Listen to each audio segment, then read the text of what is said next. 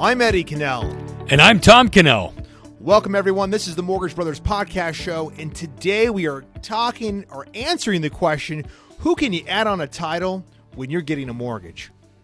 Holy cow. Did you wake up this morning and say to yourself, man, who can I add onto my title today? Gee. Yeah, you know exactly. It doesn't sound super exciting, but let me tell you, when you're in the middle of a mortgage, you'd be surprised how many times that question comes up. Can I add this person to title? All right, well, let's answer it for him. Okay, so it's very simple. And again, I think people do overcomplicate it. It's very simple. If you're getting a mortgage, you can add your spouse on a title. Doesn't matter if your spouse is on the mortgage or not. You can add them on the title. Or you will, if you have a co-borrower, it doesn't matter if they're Uncle Joey or a neighbor or anybody, if they're a co-borrower with you on that mortgage, by default, they will also be on title with you. They will have to be on title. Okay.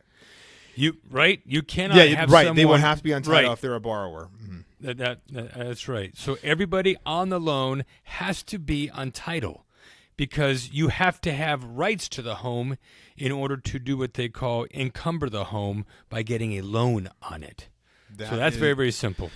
Right. So again, if you are married, you should not. If you're married, you should not have any problems being put on a title, even if you are not on the mortgage. Right. Okay. So how about the converse? What happens if you don't want your spouse on title? Okay. So if you do not, is that possible? Sure. Yeah. Absolutely. All the time that we will see that one spouse will sign a quit claim deed or other deeds, or there's other deeds that will do that, but you would sign a quit claim deed. You're basically the spouse or the person, well, in this case, the spouse would basically say, I'm going to sign this document. I'm not claiming any interest to the property, any ownership. Right. And just for clarification, so spouses would sign a disclaimer deed, and a non-spouse would sign a quit claim deed. Yeah, that's right. Mm-hmm. So it seems like every other week I get those tangled up in my head, and people probably listening to this, you do too. So and there might be some title experts that listen to this, and there's a lot of different deeds in every state. There might be a different, whether you're a mortgage state or a deed of trust state, but that is typically what we see. Okay, so again, just to rehearse, so anyone on the loan has to be on title. If you want to add your spouse to the title, this is a good one. Do you have to add them to the title? I know you just said no, but what happens if they meant to but they don't? We live in a particular state here, right? So in Arizona is a community property state. There's a lot of community property states. I think half of the states are community property, which means if I'm married, if I die, if my wife is not on the mortgage, my house will go to her. The courts will award it to her. Right. If she's not on title, you mean? If she's not on title. Yep. So is that what your question was? Yep, because exactly. Because we're in a community property state. Yep. Now, it makes it's time consuming. It's probably like probate. It's something that you don't want to do, ideally. You want it to be a streamlined process that if something does happen to you, it goes right to your surviving spouse. Okay. So that there are a couple of things, and again, we could probably spend a lot of time on this because it is actually interesting. Like most things in life, once you start looking at it, you're like, whoa, I had no idea. That's interesting. And I'm going to add one more thing here, too. Borrowers will ask, hey, I want to buy the house. I want to close it in the name of my trust.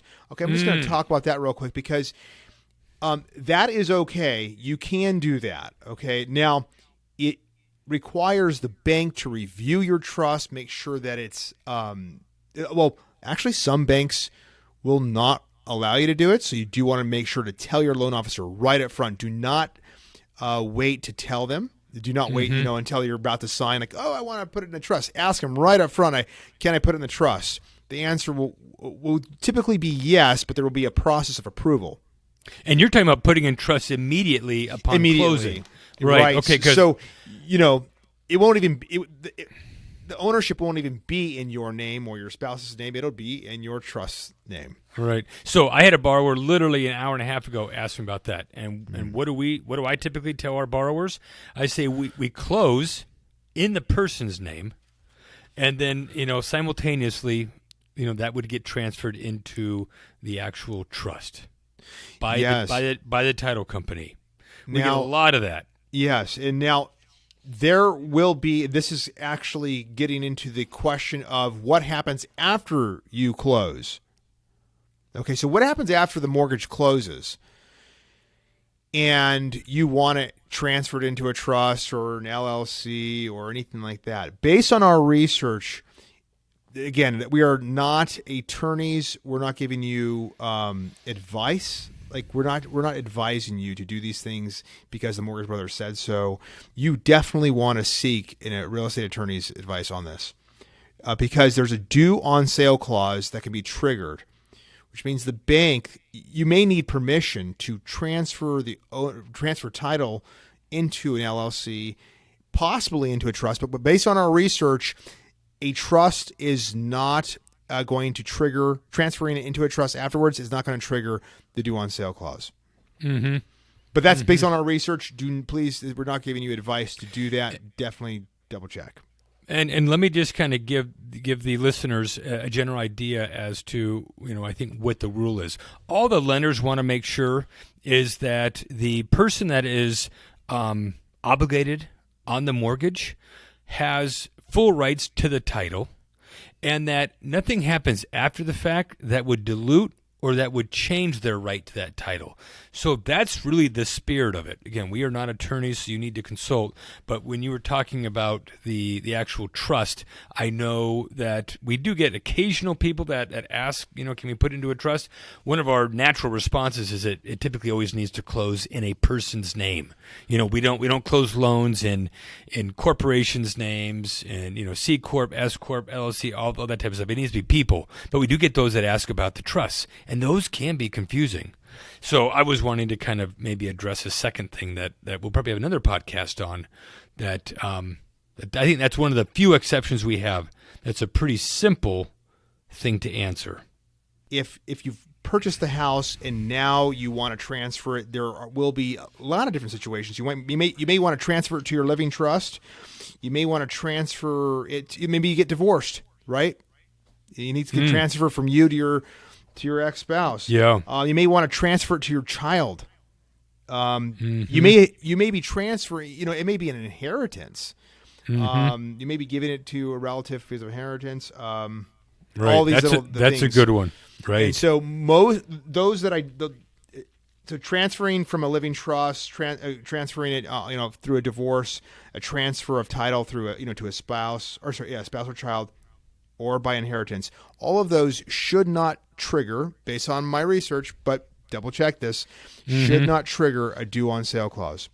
Okay. And lastly, I think I would just like to express a quick little definition of title. And it's not really definition, explanation. Title, it's like what you get to your car. It's really the only thing that we have in the form of a paper that would say Sue or Johnny or Lonzo owns this house. I mean, that's when you think about it. If all of our computers went down, who says you're a tenant? Who says you're an owner? Like prove it. Oh, that's how you prove it. Literally, there's a piece of paper that you could dig up that you signed upon closing your home that literally tells you this is your home. So that is title, and it's quite simple, just like a car. So, all right.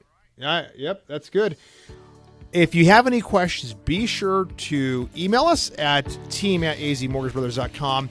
If you like what we're doing here, be sure to subscribe to the channel, click the notification button and the like button. All right, everybody, you guys have a good rest of your day. Awesome. Thanks, folks. Take care.